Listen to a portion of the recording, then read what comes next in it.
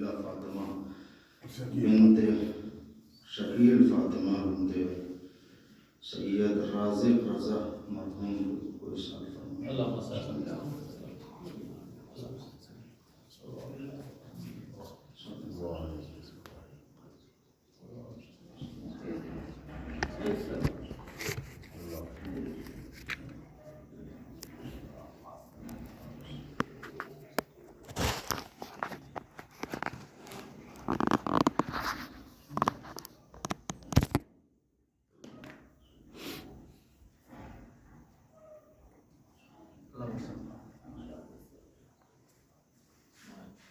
رحم اللہ من قرأ الفاتحہ.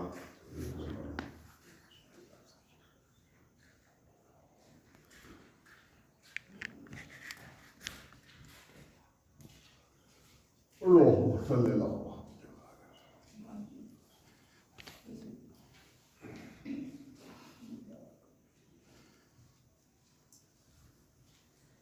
لا حول ولا قوة إلا بالله العلي العظيم. أعوذ بالله من الشيطان الرجيم. بسم الله الرحمن الرحيم. الحمد لله الذي هدانا لهذا وما كنا لنهتدي لولا أن هدانا الله. لقد جاءت رسل ربنا بالحق. الصلاة والسلام والتحية والإكرام على سيد الأنبياء والمرسلين خاتم النبيين طه وياسين مولانا ومولى الثقلين جد الحسن والحسين أبي القاسم محمد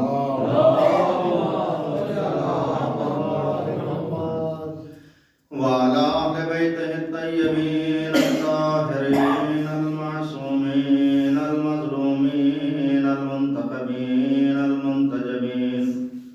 ولعنة الله على أعدائهم أجمعين من يومنا هذا إلى قيام يوم الدين.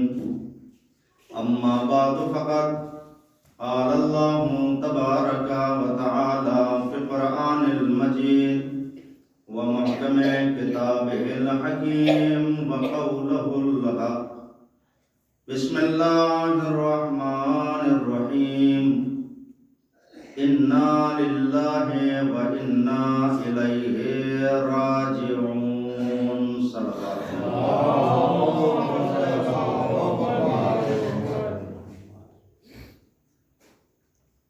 سامعین کرام، معزز حاضرین، سوگواران کربلا واسران علیکم السلام. آپ کے سامنے قرآن مجید کی ایسی آیت پڑھنے کا شرف حاصل کیا کہ جس آیہ کریمہ کا ہمارا کیا بلکہ عالم اسلام کا بچہ بچہ حافظ ہے، اور ہر کوئی جانتا ہے کہ اس آیہ کریمہ کو کب پڑھا جاتا ہے. جبکہ دیکھا جائے تو ظاہراً اس میں موت کا ذکر لفظ موت کہہ کر کے اس آیت میں نہیں ہے، لیکن اس کے باوجود بھی ہم نے بچپن سے یہی سنا ہے کہ جب بھی غم کی خبر سنو تو اس آیہ کریمہ کی تلاوت کرو، اور کرتے ہیں. بیٹھے ہوئے تھے 4 لوگ اور ایک مرتبہ رنگ بجی، فون اٹھا، اور اس کے بعد میں معلوم یہ ہوا کہ اب بات اسپیکر پہ نہیں ہے، مگر اس کے باوجود بھی اب جو لوگ بیٹھے ہیں وہ ہماری طرف متوجہ ہیں، اور ادھر سے ہم کو خبر ملی کہ فلاں کا انتقال ہو گیا۔ اب ہم نے بغیر نام لیے ہوئے، بغیر اس کو پوچھے ہوئے کہ کون تھا کیا تھا، ہماری زبان سے بے ساختہ ایک ہی جملہ نکلتا، اور وہ کیا ہے؟ انا للہ و انا الیہ راجعون۔ آیت کریمہ ہے، قرآن مجید کی آیت ہے، لیکن کبھی ہم نے سوچا کہ اس آیت کو جو ہم تلاوت فرما رہے ہیں اس کا مطلب کیا ہے؟ بھائی کوئی بھی عمل کیا جاتا ہے، کوئی بھی کام کیا جاتا ہے تو پہلے اس کا فائدہ اور نقصان، اور یہ کیوں کرنا ہے، کیا ہے، اس کو کرنے سے کیا ہوگا کیا نہیں ہوگا، ساری چیزیں ہم معلومات کرتے ہیں، اس کے بعد ہم کوئی قدم آگے بڑھاتے ہیں۔ لیکن اس آیت کریمہ کو ہم بچپن سے پڑھ رہے ہیں، اور اپنے بچوں کو بھی یہی تعلیم دے رہے ہیں کہ کوئی غم کی خبر سنو تو اس آیت کریمہ کی تلاوت کیا کرو۔ اس آیت کریمہ کو پڑھنے کے لیے ہم نے بچپن سے پڑھا سنا خوب، لیکن ہم نے توجہ کبھی نہیں دی۔ مطلب کیا ہے؟ انا للہ و انا الیہ راجعون، اللہ کی طرف سے آئے تھے، اللہ کی طرف ہی پلٹ کر جانا ہے، اور رجعت سے بنا ہے راجعون یعنی پلٹنا۔ تو یہ جو ہم غم کی خبر سن کر کے اس کی تلاوت کر رہے ہیں تو یہ فقط ہم زبانی دعویٰ یعنی زبان کے تک ہی محدود ہیں، یا ہمارا کچھ عمل دخل زندگی میں بھی کا عمل دخل کے لیے ہی اللہ چاہتا تو قرآن مجید میں بہت ساری آیات ایسی تھیں کہ جن میں ظاہراً موت کا ذکر تھا، اور چاہتا تو حکم یہ دیتا کہ جب بھی کوئی غم کی خبر سنو تو وہ آیتیں تلاوت فرماؤ کہ جن میں ظاہراً موت کا ذکر ہے، لیکن اللہ نے ایسا نہیں کیا۔ کیوں کہ اللہ موت سے بندوں کو ڈرانا نہیں چاہ رہا، بلکہ اللہ اس آیت کریمہ کے ذریعے سے ان کو بتانا چاہ رہا ہے کہ تم جس زندگی میں اپنی زندگی گزار رہے ہو، یہ زندگی وہ زندگی ہے کہ جس کے بعد تم کو پلٹ کے ایک دن آنا ہی آنا ہے۔ تو یاد دہانی کے طور پر اللہ یہ بتا رہا ہے، اور اچھا پلٹ کے کہاں سے جانا ہے؟ پلٹ کر جانا، یہ لفظ پلٹ کر جانا بتا رہا ہے کہ اس سے پہلے بھی ہم کہیں تھے۔ بھائی ہم جھانسی سے آئے ہیں، تو اب ہم مہینے بھر کے بعد جب یہاں سے جائیں گے تو پلٹ کے جائیں گے، صرف جانا نہیں کہا جائے گا کہ جا رہے ہیں۔ یہاں کے رہنے والے ہوتے تو یہ ہوتا کہ جا رہے ہیں، مگر یہاں سے بھی اگر رہنے والا کوئی کہیں جا رہا ہے تو جب اس کا وہاں سے واپسی ہوگی تو کیا کہے گا؟ پلٹ کر جا رہے ہیں۔ اسی طرح سے یہ انسان جو اللہ نے اس کائنات میں پیدا کیا ہے، یہ انسان اپنے وجود کو بھولا ہوا ہے کہ جس کو اللہ ہر مرنے والے کے غم کے اوپر اس آیت کریمہ کو تلاوت کر کے یاد دہانی کرانا چاہ رہا ہے کہ تم شاید بھول گئے ہو کہ تم کہیں اور کے ہو، یہاں تو وقتی تمہیں بھیجا گیا ہے، ایک نہ ایک دن تمہیں پلٹ کر آنا ہے۔ تو معلوم یہ ہوا کہ اللہ بندوں کو موت سے ڈرانا نہیں چاہ رہا تھا، بلکہ وہ یہ بتانا چاہ رہا تھا کہ تم اپنے اوقات زندگی میں جو یہ زندگی بسر کر رہے ہو، اس میں ہماری طرف بھی متوجہ رہو اور اپنے آخرت کی طرف بھی متوجہ ہو جاؤ۔ ایک واقعہ سنا دوں اور اس کے بعد مختصر سی یہ مجلس اور مصائب پڑھ دیے جائیں۔ جناب یعقوب کا نام تو سنا ہی ہوگا، نبی ہیں۔ کہتے ہیں کہ یہ بیٹھے ہوئے ہیں اور ایک مرتبہ انہوں نے دیکھا کہ ملک الموت ان کے سامنے سے گزرے،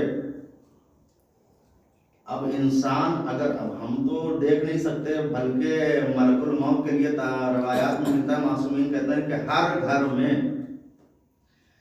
دن بھر میں 5 مرتبہ ملک الموت آتے ہیں۔ اگر ہم کو پتہ چل جائے کہ کس وقت آتے ہیں تو ہم گھر چھوڑ کے فرار اختیار کر جائیں کہ بھائی اس وقت میں ملک الموت آنے والے ہیں تو چلو یہاں سے نکل دو، کہیں ایسا نہ ہو کہ آئے اور ہم کو ساتھ میں لے کے چلے جائیں۔ یا اگر دھوکے سے بھی ہم گھر میں بیٹھے رہ گئے اور ایک مرتبہ گھڑی کی طرف دیکھا کہ اتنے بجے آنے کا ان کا ٹائم ہے تو فوراً مصلی عبادت بچ جاتا ہے، تسبیح اٹھ جاتی، دعا میں اللہ کی بارگاہ میں دعاؤں کے لیے ہاتھ اٹھ جاتے ہیں۔ اللہ چاہتا تو اپنے بندے سے ملک الموت کا وقت مقررہ 5 وقت بتا کر کے کہ اس وقت میں آئے گا، اور اس خوف کی بنا پر بھی اپنی عبادت کروا سکتا تھا، لیکن اللہ خوف کی بنا پر یہ عبادت نہیں چاہتا، اللہ خلوص کی بنا پر عبادت چاہتا ہے۔ ایک صلوات پڑھیں محمد والے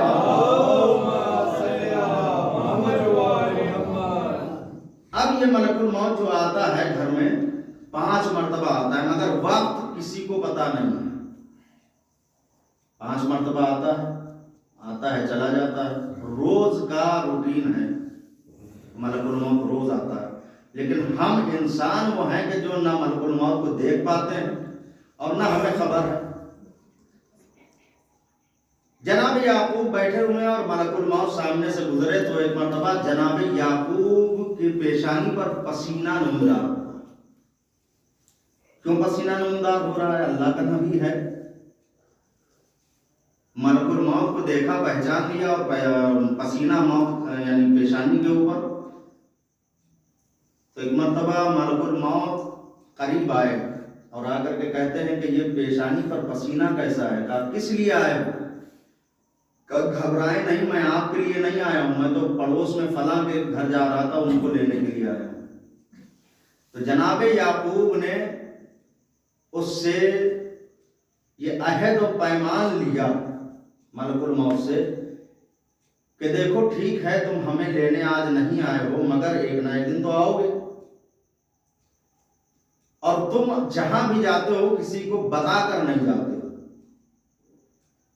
بھائی ہمیں بیٹھے ہوئے ہیں، مجلس پڑھ رہے ہیں، ابھی اچانک سے بلاوا آیا ہو ملک الموت کے لیے تو ہمارے پاس اجازت کی ضرورت نہیں ہے، آئیں گے اور ہماری روح قبض کر لے جائیں گے۔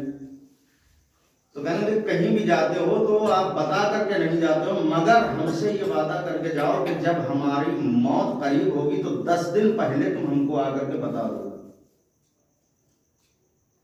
کہ 10 دن بچے ہیں آپ کے پاس اور فلاں دن آپ کو ہم لینے کے لیے آئیں گے۔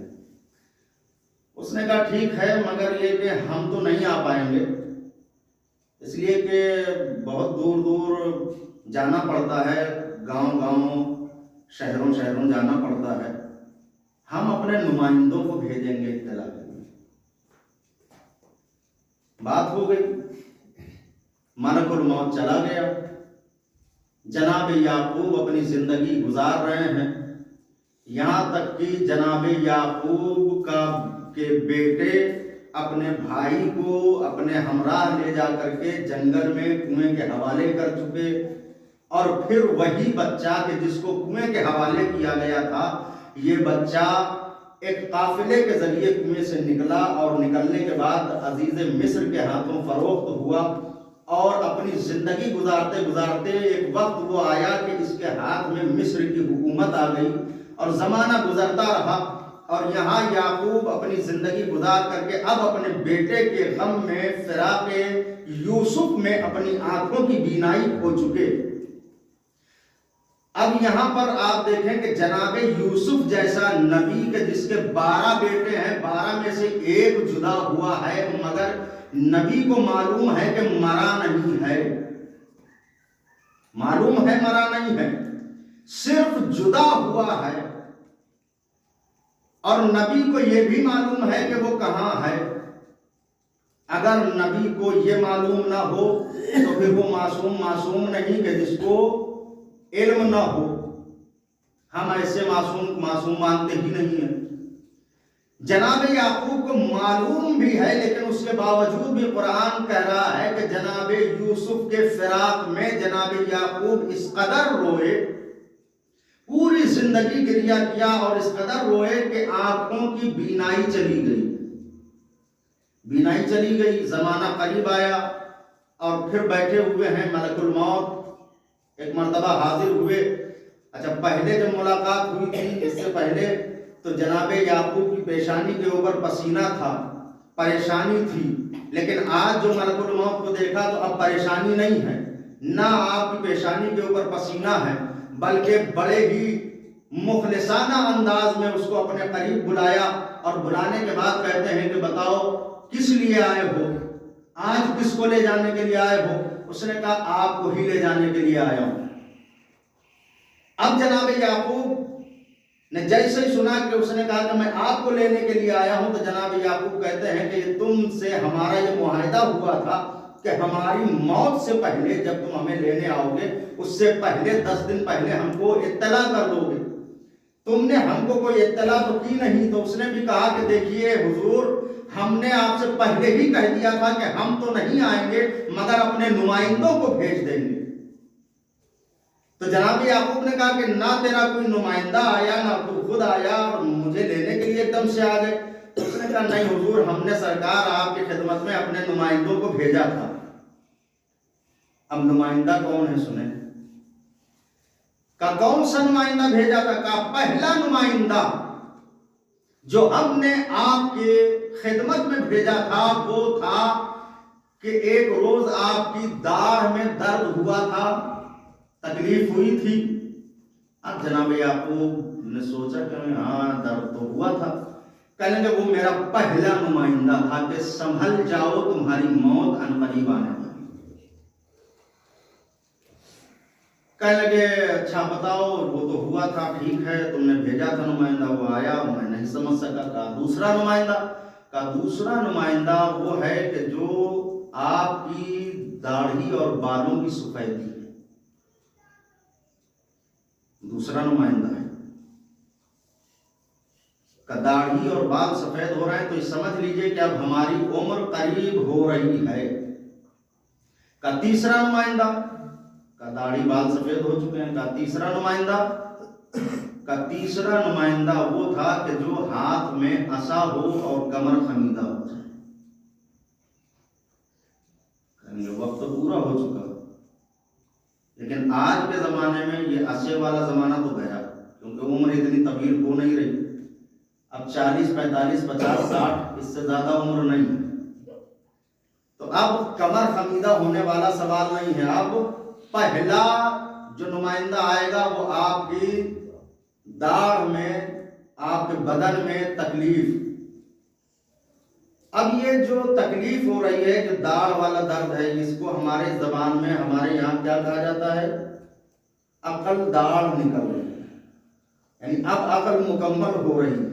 یہ سب سے بڑا جھوٹ ہے، یہ عقل داڑھ نہیں نکل رہی ہے، یہ اللہ کی طرف سے تمہاری موت کے قریب ہونے کی نشانی بتائی جا رہی ہے۔ جو ہم کو یہ بتایا جا رہا ہے کہ عقل داڑھ نکلی، بھائی 25 سال 30 سال کی عمر ہو گئی اور اب وہ عقل آ رہی ہے۔ اللہ تو عاقل و بالغ 14 15 سال کی عمر میں ہی بنا چکا ہے، اب یہ کون سی عقل آ رہی ہے کہ جو 25 سال 35 سال کی عمر میں آ رہی ہے؟ کہ یہ عقل نہیں آ رہی ہے، بلکہ یہ اللہ کی طرف سے تم کو بتایا جا رہا ہے کہ تمہاری زندگی ختم ہونے پر ہے اور اسٹیپ بائی اسٹیپ اب تم اپنی موت کی طرف بڑھ رہے ہو، لیکن ہم اس کے اوپر توجہ نہیں دیتے۔ ریش مبارک سفید ہو گئی، نائی کے پاس گئے، خضاب لگوا لیا، بہترین کلر کروا لیا، اب وہاں جا کر کے ہم نے سستے سے سستا اور مہنگے سے مہنگا، لیکن اس کی میعاد مدت بھی کتنے دن ہے؟ اس سے ہم نے پوچھا بھائی یہ کلر جو آپ لگائیں گے ہمارے ریش مبارک کے اوپر تو اس کی مدت کتنی دن کی ہے، کب تک یہ باقی رہے گا؟ کہ یہ جو ہے اس کی مدت صرف 28 دن ہے، 28 سے ہم 29 دن کی گارنٹی نہیں دے رہے۔ اس کا مطلب یہ ہے کہ ایک انسان کہ جو اپنے بال کی سفیدی کو نہ روک سکے، جو اپنے بالوں کے کالا رکھنے کی گارنٹی نہ لے سکے، وہ انسان اپنی زندگی کی گارنٹی کیسے لے سکتا ہے؟ ایک سلوات پڑھیں محمد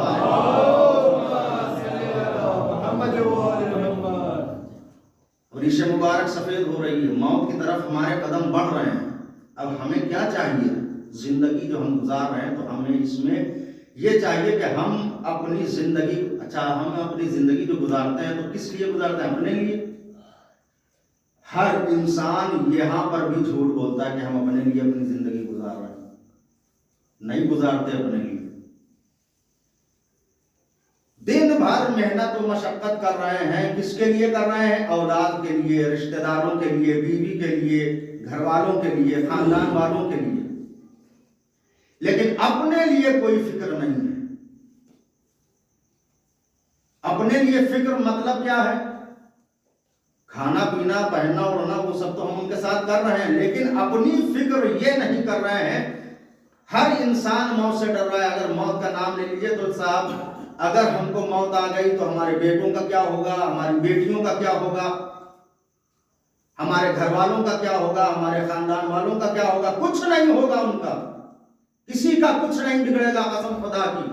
آپ اگر اس دنیا سے چلے جائیں، ہم اس دنیا سے چلے جائیں تو ہمارے خاندان والوں کا کچھ نہیں بگڑے گا، بگڑے گا تو ہمارا بگڑے گا، کیونکہ ہم نے پوری زندگی تو ان کے لیے ختم کر دی، ہم نے اپنے لیے کچھ سامان سفر تیار ہی نہیں کیا۔ تو ہم کو اگر زندگی گزارنا ہے تو اپنے لیے گزاریں، دوسروں کے لیے نہ گزاریں۔ دوسروں کی پرواہ کر کے آپ کو کچھ حاصل ہونے والا نہیں ہے کہ ہمارے بعد ان کا کیا ہوگا، ہم اتنا کر دیں کہ وہ کامیاب ہو جائیں اور ان کو کوئی پریشانی نہ ہو۔ کچھ نہیں، یہ کچھ بھی آپ کو نہیں دینے والے۔ یہ دنیا انسان کو کچھ دینے والی نہیں ہے۔ اگر دنیا دینے والی ہوتی تو ہمارا اور آپ کا پہلا امام اس دنیا کو 3 مرتبہ طلاق نہ دیتا۔ معصوم کا طلاق دینا دنیا کو یہ بتا رہا ہے کہ یہ دنیا کسی کے کام کی نہیں ہے۔ تو اب یہ جناب یعقوب علیہ السلام ہیں کہ جو ملک الموت سے گفتگو کر رہے ہیں۔ اب ملک الموت آیا، کہنے لگا 3 علامتیں بتا دی، چوتھی علامت کا وہ کہ جب آپ کے بدن میں درد ہو، بدن کمزور ہو جائے، بدن نڈھال ہو جائے، تو یہ سمجھ لیجئے کہ اب آپ کا وقت اور قریب ہو چکا ہے۔ اور آخری مرحلہ وہ عصے والا ہے، تو وہ عصے والا تو زمانہ چلا گیا، اب ہماری عمریں اتنی نہیں۔ تو اب کہنے کا مطلب یہ ہے کہ ہم کو اپنی زندگی میں کہ جس کا ہم کو پیدا ہونے سے لے کر کے آج تک جتنی بھی زندگی گزاری ہے، ایک لمحے کا بھی ہم کو ہماری گارنٹی نہیں ہے۔ بچہ پیدا ہوا، ہم خوش ہو گئے کہ بچہ پیدا ہوا، لیکن بچہ پیدا ہوا ہے، اب اس بچے کے نہ گھر والوں کو پتا ہے نہ بچے کو پتا ہے کہ ہم اس دنیا میں آئے ہیں تو ہم ڈاکٹر بنیں گے، انجینئر بنیں گے، پڑھ لکھ کر کے ہم کیا بنیں گے، یا ہم غربت کی زندگی گزاریں گے، یا امیر ہوں گے، یا محل میں رہیں گے، یا کسی گاؤں میں۔ حد تو یہ ہے کہ اس کو اتنا اختیار اللہ نے نہیں دیا ہے کہ وہ یہ سلیکٹ کر لے کہ پروردگار تو ہم کو غریب گھرانے میں نہیں بلکہ امیر گھرانے میں پیدا کر، اللہ تو ہم کو گاؤں میں نہیں بلکہ شہر میں پیدا کر۔ اتنا بھی اختیار اس بندے کو نہیں ہے، اس انسان کو نہیں ہے، لیکن یہ انسان اپنی زندگی میں اکڑا ہوا بیٹھا ہے کہ ہم سے بہتر کوئی نہیں، ہمارے علاوہ کوئی نہیں۔ یہ انسان اپنی اوقات کو بھولا ہوا ہے، اس کو اللہ یاد کرانا چاہتا ہے، انا للہ و انا الیہ راجعون، کہ تو جدھر سے آیا ہے ادھر ہی واپس جانا ہے۔ یہ ہے اللہ کہ جو اپنے بندوں کو ہر لمحہ یاد دہانی کرا رہا ہے، لیکن انسان غفلت کی نیند سویا ہوا ہے۔ ہم کو وہی چیزیں اچھی لگتی ہیں جن کو منع کیا جاتا ہے، جن کے لیے جو ہمارے لیے نقصان کا سبب بنتی ہے۔ آپ دیکھیں اس دنیا میں تجربہ جو حضرات اس وقت بیمار ہیں، جو شوگر کے مریض ہیں، ان سے آپ معلوم کیجئے، وہی چیزیں کھانے کا دل چاہتا ہے کہ جو چیزیں ڈاکٹرز منع کرتے ہیں۔ کیوں؟ یہ ایک فطرت ہے انسان کی۔ حالانکہ وہ چیزیں بھی کھا رہے ہیں کہ جو ان کو کھانے کے لیے کہی گئی ہیں، مگر ان کو کھاتے ہوئے وہ تھوڑا سا جھجک رہا ہے کہ یار یہ کیا ہے، لیکن وہ چیزیں کھانے کو دوڑ رہا ہے کہ جو اس کے لیے مضر ہے، نقصان دہ ہے۔ بچہ، چھوٹا سا بچہ ہے، اس کو نہیں معلوم کہ کون سی چیز ہمارے لیے مفید ہے اور کون سی چیز ہمارے لیے نقصان دہ۔ اس کے سامنے ہیرے اور جواہرات رکھ دیجئے، اس کے سامنے آگ کے انگارے رکھ دیجئے، اس کے سامنے دنیا کی کوئی بھی قیمتی سے قیمتی چیز رکھ دیجئے، بچہ کو جو چیز اس کی عقل اور اس کی آنکھوں کو جو چیز زیادہ پسند ہوگی اس کی طرف دوڑے گا، چاہے جائے وہ اس کے لیے نقصان دہ ہو۔ تو اب یہ نقصان اور فائدہ اس بچے کو کون بتائے گا؟ کہ اس بچے کو نقصان دینے والی چیزوں سے بچانے کے لیے اور جو چیزیں اس کے لیے فائدہ مند ہیں ان کو اس کو بتانے کے لیے اب یہ پیرنٹس جو اس کے گارجنس ہیں یہ اس کی مدد فرمائیں گے۔ بزرگ جو ہیں، یہ بڑے لوگ یہ بتائیں گے کہ بیٹا تمہارے لیے یہ چیز نقصان دہ ہے، یہ چیز فائدہ مند ہے۔ تو 1400 سال سے اللہ یہی تو بتا رہا ہے، کبھی نبیوں کی صورت میں، کبھی اماموں کی صورت میں، کہ میرے بندوں سدھر جاؤ۔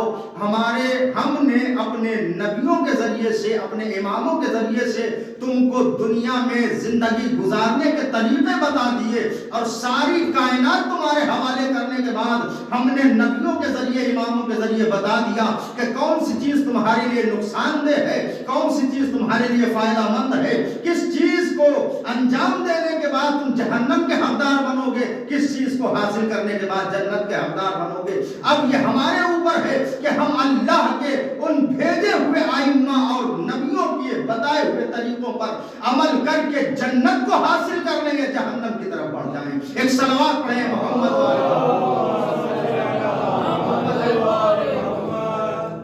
یہ ہمارے اوپر ہے، ہماری ذمہ داری ہے کہ ہم کس طرف جانا پسند کرتے ہیں۔ اس کائنات میں زندگی گزاریں، لیکن اس طرح سے گزاریں کہ ہم فقط اپنی زبان سے نہ کہیں کہ ہم آل محمد کے چاہنے والے، بلکہ ہمارا کردار، ہمارا چال ڈھال یہ بتائے کہ ہم آل محمد کے چاہنے والے۔ اپنے نگاہوں کو نیچے رکھیں، بازار میں گزریں تو ہماری نگاہیں نیچے ہونا چاہیے۔ پردہ صرف عورتوں پر ہی واجب نہیں ہے، پردہ مردوں پر بھی واجب ہے۔ صرف عورتیں پردے میں رہیں، گھر میں رہیں نہیں، پردہ دونوں پر واجب ہے۔ آپ کی نگاہیں کسی نامحرم پر نہ پڑنے پائیں، یہ آپ کے لیے بھی ہے، صرف عورتوں کے لیے نہیں کہ عورتیں جو ہے کسی نامحرم کو نہ دیکھیں، مرد حضرات کے لیے بھی ہے۔ مرد حضرات اسی میں چوڑے رہتے ہیں کہ ہمارے لیے پردہ ہے ہی نہیں۔ اسلام دونوں کے لیے ہے، مرد ہو یا عورت ہو، پردہ دونوں کے لیے ہے۔ اب ہم کو اپنی آنکھوں کی حفاظت کرنا ہے، اپنے بدن کی حفاظت کرنا ہے، اپنے جسم کا پردہ کرنا ہے۔ بازار میں اس طرح سے گزریں کہ اپنی نگاہیں نیچے ہوں۔ جب ہم اس انداز سے بازار میں نکلیں گے تو زمانہ دیکھے گا کہ کون ہے، پوچھے گا کون ہے، تو ایک مرتبہ یہ آواز ہوگی کہ یہ آل محمد کا چاہنے والا ہے۔ تو جب ہم اپنا کردار اس طرح سے سنوار لیں گے کہ ہم کسی بھی راستے سے گزریں، بازار سے گزریں، تو ہر دیکھنے والا یہ سمجھ لے کہ یہ آل محمد کا چاہنے والا ہے، تو ہمیں اپنی زبان سے کہنے کی ضرورت نہیں پڑے گی، بلکہ ہمارا عمل اور کردار بولے گا کہ یہ آل محمد کا چاہنے والا ہے۔ اور جب ہمارا عمل اور کردار ایسا ہو جائے گا تو معصوم بھی پڑھ کر کے اپنے سینے سے لگائیں گے۔ ہر شب جمعہ ہمارے اور آپ کے اعمال ہمارے اور آپ کے آخری امام کی خدمت میں پیش ہوتے ہیں. صلوات پڑھیں.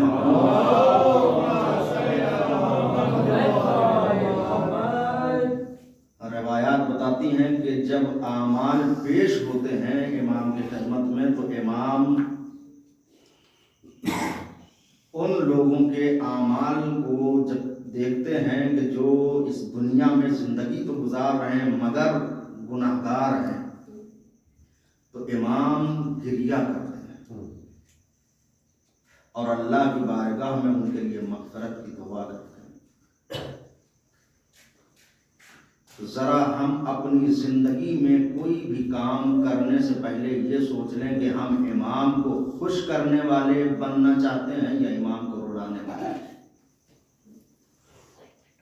ہم اپنی زندگی میں امام کو رلا رہے ہیں تو ہمارے مرنے کے بعد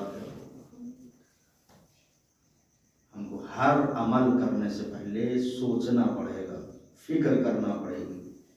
آپ بستر پر جائیں تو قسم خدا کی اگر سوچیں تو راتوں کی نیندیں اڑ جاتی ہیں کہ ہم کس دنیا میں جی رہے ہیں. ائمہ اہل بیت علیہ السلام نے ایسے ہی ہم کو نہیں لاوارث چھوڑا. دنیا میں بہت سی قومیں ہیں لیکن ان کے پاس کوئی آئیڈیل نہیں. ہمارے پاس کم از کم 14 معصومین کا آئیڈیل ہے. زندگی کیسے گزارنا، ہمیں ہر چھوٹی چھوٹی چیز کے لیے معصومین کی طرف رجوع کرنا ہے. یہ ہماری ذمہ داری ہے. آپ سنتے رہتے ہیں کہ جب جناب امام مظلوم کربلا نے کربلا کا قصد کیا اور کوفے والوں کے خطوط آئے اور امام کوفے کی طرف جانا چاہ رہے تھے لیکن اس سے پہلے جناب مسلم کو کر دیا اور جناب مسلم کوفے پہنچے اور وہاں جانے کے بعد جناب مسلم نے حانی ابن عروہ کے گھر میں پناہ اختیار کی. یہاں تک کہ لوگوں نے جوک در جوک آ کر کے جب لوگوں کو معلوم ہوا کہ نمائندے کے طور پر جناب مسلم آئے ہیں تو بیعت کی اور بیعت کرنے کے بعد اب یہ کہ جناب مسلم نے اپنی طرف سے خط لکھا امام حسین مظلوم کربلا کو کہ آقا یہ کوفے والے ہماری نصرت کے لیے ہماری مدد کے لیے تیار ہیں، آپ کوفے تشریف لے آئیں. ابھی یہ خط چلا تھا اور ادھر ابن زیاد ملعون کوفے میں امام کا بھیس اختیار کر کے داخل ہوا اور داخل ہونے کے بعد اس نے ظلم کرنا شروع کیا اور ظلم ایک دم سے یہ نہیں کہ جا کر کے بس اس نے تلوار چلانا شروع کر دی. طریقہ عمل سیاست کا جو تھا وہ اپنایا اس نے مال اور دولت کے ذریعے اور جو اثر و رسوخ رکھنے والے اہل بیت کے چاہنے والے تھے ان سب کو قید کروا دیا. اب زمانہ یہ کہتا ہے تاریخوں میں بھی یہ ملتا ہے کہ کوفے والوں نے دغا کی اور ایک اعتراض یہ رہتا ہے کہ شیعوں نے خود بلایا اور خود ہی مار دیا اور پھر اب روتے ہیں. تو تاریخ کی روشنی میں اگر دیکھا جائے تو یہ جتنے بھی شیعان آل محمد تھے پائے کے مضبوط شخصیتیں، ہم کو یہ تلاش کرنا پڑے گا کہ وہ اس وقت کہاں تھیں. جب تاریخ کو آپ چھانیں گے کھولیں گے تو معلوم یہ ہوگا کہ اکثریت جو اثر و رسوخ رکھنے والے فرد تھے ان سب کو قید کر لیا گیا تھا، جس میں سے جناب مختار بھی تھے، جناب میثم تمار، جناب حانی ابن عروہ، جتنے بھی اثر و رسوخ رکھنے والے بڑے بڑے کہ جو اگر کچھ اپنی آواز کو بلند کر دیں اور کہہ دیں کہ کوفے کے تمام لوگ امام کی نصرت کے لیے تیار ہو جائیں تو ان کی آواز پر لوگ لبیک کہنے کو تیار ہو جائیں. ایسی شخصیتیں سب قید خانے میں ہیں. تو اب آپ بتائیے کہ قید خانے میں رہنے کے بعد کوئی امام کی نصرت کے لیے کیسے آ سکتا تھا؟ عقل ہے تو انسان کو سوچنا پڑے گا. بھائی ہم کو یہاں پر ہم آئے اور یہاں پر آنے کے بعد کوئی ایسا خدا نہ کرے کوئی ایسی بات ہو جائے اور جو ہمارے مدد کرنے والے لوگ ہیں، اثر و رسوخ رکھنے والے لوگ ہیں، ان کو ہم سے جدا کر دیا جائے، ان کو قید کر دیا جائے، ان کو کسی کے سامنے آنے کی اجازت نہ ہو، اور پھر اس کے بعد اب یہ کہا جائے کہ ان کے چاہنے والے کہاں گئے کہ جو ان کی مدد کے لیے نہیں آ رہے ہیں۔ یہ عقلی بات ہے کوئی؟ آئیں گے تو جب وہ آزاد ہوں گے، سب کے سب قید تھے، لیکن اسی میں ایک تھا حسین کے بچپن کا دوست کہ جو اپنی زندگی کو جانے کس موڑ پر لے کر کے آ گیا، یا اللہ کی مصلحت کہیں کہ کوفے پر داغے، یہ جو داغ لگنے والا تھا، اللہ دیکھ رہا تھا کہ کوفے پر نصرت نہ کرنے کا داغ لگے گا، تو اللہ نے یہ انتظام کیا کہ مسیب اور جناب حبیب جیسی شخصیت کو باقی رکھا۔ اور جب امام مظلوم کربلا پہنچے ہیں اور ایک مرتبہ یزید کی فوجوں پر فوجیں آنا شروع ہوئی، تو جناب زینب علیہ مقام نے جب دیکھا ہے تو ایک مرتبہ غمزدہ ہو کر کے کہتی ہیں کہ بھیا کیا تمہارا کوئی چاہنے والا نہیں ہے کہ جو تمہاری مدد کے لیے آئے؟ دشمنوں کی فوجوں پر فوجیں آ رہی ہیں۔ امام حسین مظلوم کربلا نے ایک مرتبہ کہا، نہیں بہن، میرا ایک دوست ہے، بچپن کا دوست، کہا بھیا جلدی اسے بلاؤ۔ امام نے خط تحریر کیا، مسائل میں آپ سنتے رہتے ہیں، امام نے خط تحریر کیا، لیکن آپ دیکھیں کہ امام نے جب خط کو تحریر کیا ہے تو امام نے خط تحریر کرنے کے بعد جناب زینب کے سامنے اس خط کو پیش کیا۔ جناب زینب نے خط کو دیکھا، پڑھا، اور اس کے بعد ایک مرتبہ پھر امام حسین کے حوالے کیا اور کہا بھیا آپ نے اپنے دوست کو خط لکھ دیا، اپنی پریشانی بتا دی، سب کچھ، لیکن اس میں ایک جملہ ہماری طرف سے اور اضافہ کرنے کا، بہن بتاؤ وہ جملہ کیا ہے؟ کہا بھیا اس میں لکھ دیں کہ حبیب اگر آنا ہے تو دیر نہ کرنا، جتنی جلدی ہو سکے حسین کی مدد کے لیے آ جانا۔ جزاکم اللہ خیر الجزا، خدا آپ کو کوئی غم نہ دے سوائے غم نصیب، جتنی جلدی ہو سکے تم حسین کی نصرت کے لیے آ جاؤ۔ خط پہنچا۔ اب عالم یہ ہے، تاریخ کہتی ہے کہ جناب حبیب ابن مظاہر اپنی زوجہ کے ساتھ دسترخوان پر بیٹھے ہوئے کھانا تناول فرمانے جا رہے ہیں۔ دق الباب ہوا، جناب حبیب اٹھے اور اٹھنے کے بعد مرتبہ دروازے پر آئے، دروازہ کھولا۔ کہاں سے آئے ہو؟ کہا میں کربلا سے آ رہا ہوں، حسین ابن علی کا قاصد۔ امام نے خط بھیجا ہے، جناب حبیب نے خط کو لیا۔ اب دوستی اور امام کی تعظیم دیکھیں کس قدر ہے کہ ایک مرتبہ خط کو لیا، آنکھوں سے لگایا، پیشانی سے لگایا، بوسہ دیا اور خط کے لفافے کو چاک کیا، خط کو پڑھا۔ تو اب اس میں پڑھتے ہیں تو کیا لکھا ہوا ہے؟ حبیب میرے بچپن کے دوست، اے فقیر تم کو معلوم ہے کہ میرا اور رسول عربی کا کیا رشتہ ہے؟ حبیب تمہیں معلوم ہے ہمارا رشتہ نبی سے کیا ہے؟ حبیب آج حسین ابن علی نرغہ آدھا میں گھر چکا ہے۔ جزاکم اللہ خیر الجزا، خدا آپ کو کوئی غم نہ دے سوائے غم شہداء کے۔ حبیب کہتے ہیں کہ ایک مرتبہ خط کو پڑھا اور آنکھوں سے اشک جاری ہیں۔ ایک مرتبہ خط کو پڑھنے کے بعد اندر تشریف لائے، زوجہ نے پوچھا کون تھا؟ کہا امام کا قاصد تھا۔ کہا کیا خط کس کا خط تھا؟ کہا حسین ابن علی کا خط تھا۔ کہا کیا لکھا ہے؟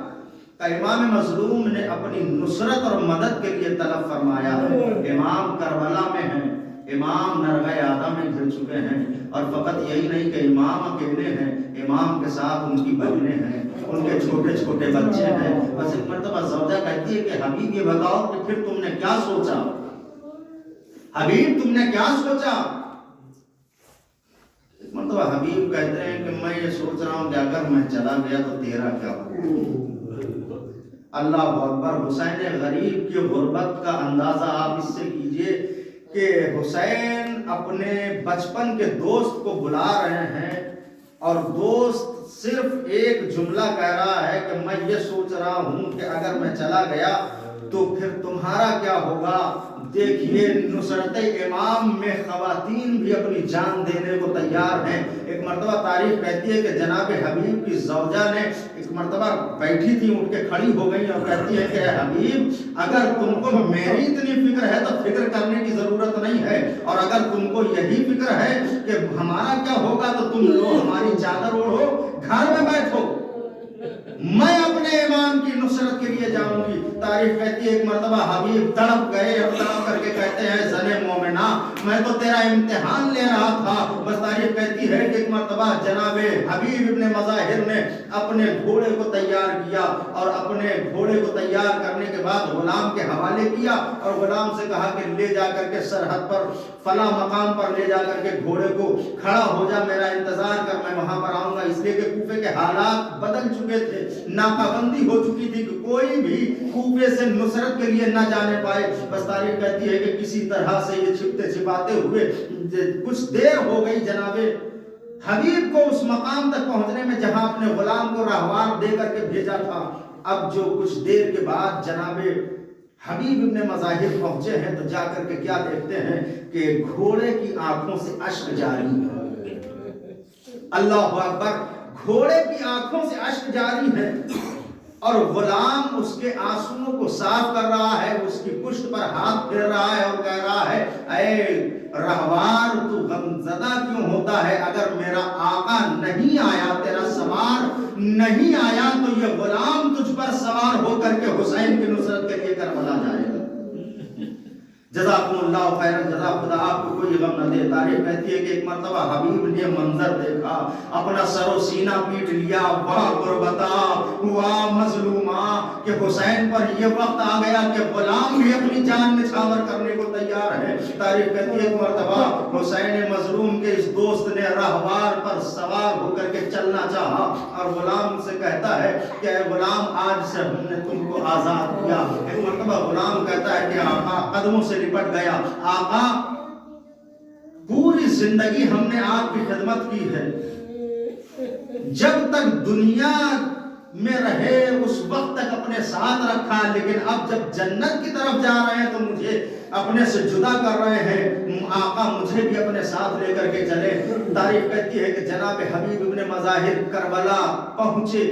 اب جو کربلا پہنچے ہیں تو عالم کیا ہے. تاریخ کہتی ہے کہ مرتبہ خیام حسینی میں صدا پہنچی کہ حسین کے بچپن کا دوست آ گیا, حسین کا ساتھی آ گیا ہے, حسین کا ناصر آ گیا ہے, حسین کا مددگار آ گیا ہے. اب خیام حسینی میں پانی نہیں ہے, مہمان کی مہمان نوازی کیسے کی جائے. تاریخ کہتی ہے جناب زینب نے ایک مرتبہ فضہ کو بلایا, آواز دی اماں فضہ خیمے میں پانی نہیں ہے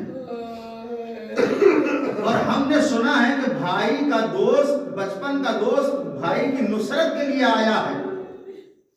اماں فضہ جا کر کے میرے بھائی کے دوست سے کہہ دیجئے, میرے بھائی کے مہمان سے کہہ دیجئے کہ پانی نہیں ہے کہ جو میں آپ کی ضیافت کروں, لیکن اس سے کہہ دیجئے کہ فاطمہ کی بیٹی نے آپ کو سلام کہا.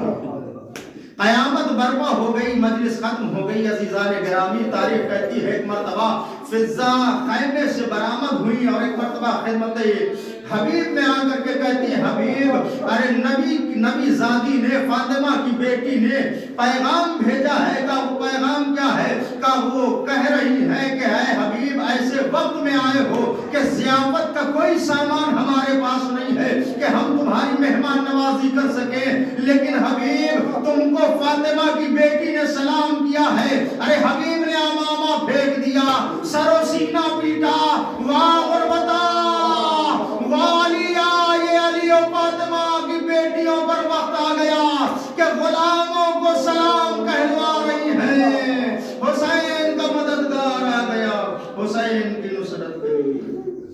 انا للہ و انا الیہ راجعون. رضا بقضائہ و تسلیما لامرہ. خدایا تجھے واسطہ ہے محمد کا اس عبادت قبول فرما. اے اللہ تجھے واسطہ ہے محمد والے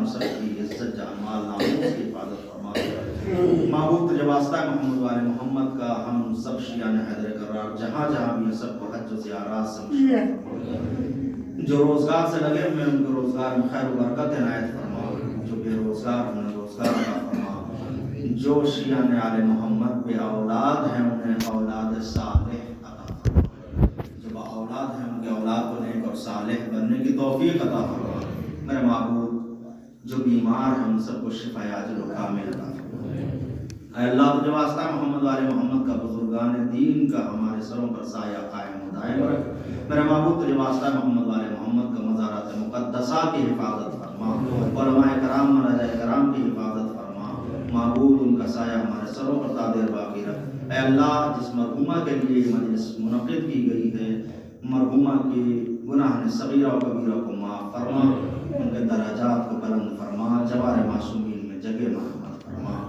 ان کے خانوادے کو صبر جمیل عطا فرما میرے معبود تجھے واسطہ محمد وال محمد کا ہم بہت گناہ گار ہیں گناہوں کا کوئی اندازہ نہیں کہ کتنے گناہ ہم کر چکے ہیں اور یہ بھی یقین نہیں کہ ہم آئندہ زندگی میں گناہ سے باز رہیں گے پروردگار اس لائق بنا کہ ہم گناہوں سے دور رہ سکیں میرے معبود ہمارے گناہوں کی مغفرت فرما ہم اس لائق نہیں کہ امام کے انصاروں میں شمار ہو سکیں اس لائق بنا کہ امام کے انصاروں میں شمار ہو سکیں امام کے ظہور میں تعجیل فرما ایک مرتبہ سورہ الحمد ایک مرتبہ سورہ اخلاص کی تلاوت فرما کر مرحومہ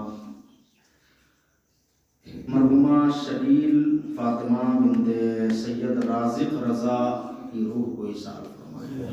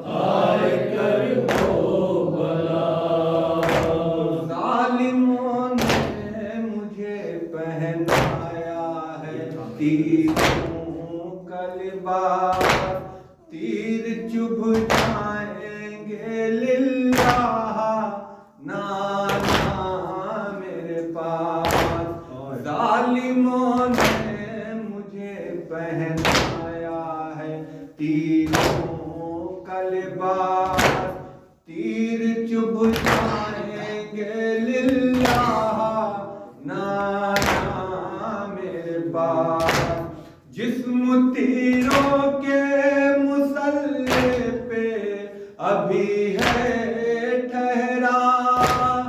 میری اماں مجھے سینے سے لگانے کو نہ آئے کر ہو بلا، آئے کر ہو بلا، آئے کر ہو بلا، آئے کر ہو بلا، کربلا ظلم سے لبریز ہے ساری اماں، زخم لگ جائیں گے ڈرتا ہوں ہماری اماں، کربلا ظلم سے لبریز ہے ساری اماں، زخم لگ جائیں گے ڈرتا ہوں ہماری اماں، اب تو آ کر دو کہ شاکر کو صبر عطا، میری اماں مجھے سینے سے لگانے کو نہ آئے کر ہو بلا، آئے کر ہو بلا، آئے کر ہو بلا، آئے کر ہو بلا، میری ننھی سی سکینہ ہے پریشان بہت، رو رہی ہوگی در خیمہ پہ نادان بہت، میری نانی سی سکینہ ہے پریشان بہت، رو رہی ہوگی در خیمہ پہ نادان بہت، کچھ تسلی اسے دینا، اسے کچھ سمجھانا، میری اماں مجھے سینے سے لگانے کو نہ آئے کر ہو بلا، آئے کر ہو بلا، آئے کر ہو بلا، آئے کر ہو بلا،